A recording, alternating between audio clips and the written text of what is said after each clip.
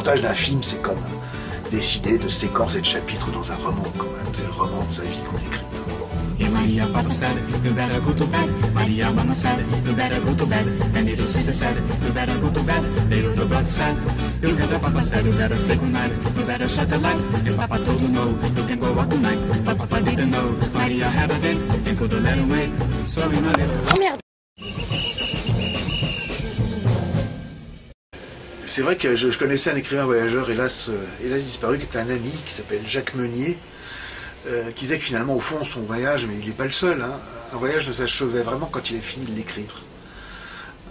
Que tant que le voyage était encore comme ça, non fixé d'une façon ou d'une autre, il n'était pas terminé. Et je crois que ce sens de l'archive, nous l'avons tous. Quelque part, c'est vouloir fixer un événement passé. Mais il y a plus quand même. Il y a plus qu'un simple acte de mémoire. C'est quand même le désir de maîtriser une expérience. D'être maître à bord de son existence. Donc je vais filtrer, parce que qu'on le veuille ou non, on filtre au moment où on monte, au moment où on trie les photos. Ça, c'est quand même assez frappant.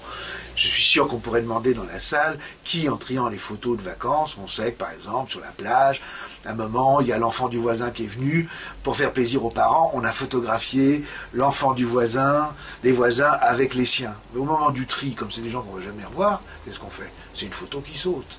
On filtre. On veut garder une certaine image de la famille heureuse, de soi, entre soi, avec sa femme, ses enfants. Et tous les intrus sont impitoyablement expulsés. Bon. C'est donc quand même pas qu'un acte de mémoire, ou alors c'est un acte de mémoire extrêmement sélectif, quand même, qui n'est pas objectif du tout. C'est justement pour ça que ce n'est pas de la mémoire, c'est surtout du souvenir, c'est-à-dire une mémoire filtrée, interprétée, mise en scène. Et c'est pour ça que c'est beaucoup plus, c'est pas qu'un acte de mémoire. Il y a donc dans le témoignage, ça ne fonctionne pas seulement comme preuve en disant, tu vois, moi je l'ai fait ce voyage. C'est pas seulement dire, voilà comment ça s'est passé, etc., etc. Je dirais que c'est faire accéder le voyage au statut de récit, d'une manière ou d'une autre, sous la forme d'un film, sous la forme d'un texte, sous la forme d'une lettre, sous la forme même d'une carte postale ou de une série de photographies. Et de faire accéder un voyage au statut de récit, ça permet de construire une mythologie. On a besoin de ces mythologies-là. Mythologie de couple, mythologie familiale, mythologie de groupe, mythologie d'association. Je dirais que d'une certaine manière, une famille, elle construit sa mythologie avec ses souvenirs de vacances. Elle les met en récit de différentes façons. Le film est un de ses moyens.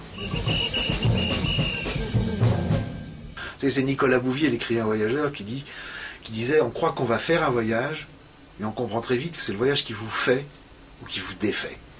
On ne vient pas intact. Donc quelque part, quand on fait son film, on refait le voyage. Et on s'en remet.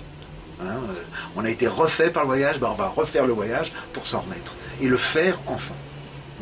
Donc c'est tout ça aussi les témoignages. C'est quelque part, ça correspond à la mise en récit, à maîtriser son destin.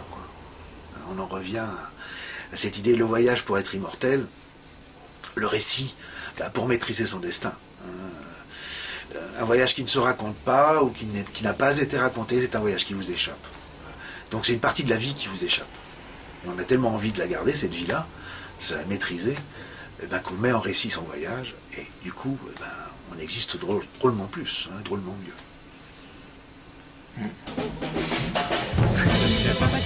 And then their mama came, and then their sister came, and then their brother came, and then the uncle came, and then the cousin came, and then the cousin came. And I can tell you this, it was a dirty shame, because the papa came, and then their mama came, and then the sister came, and then their brother came.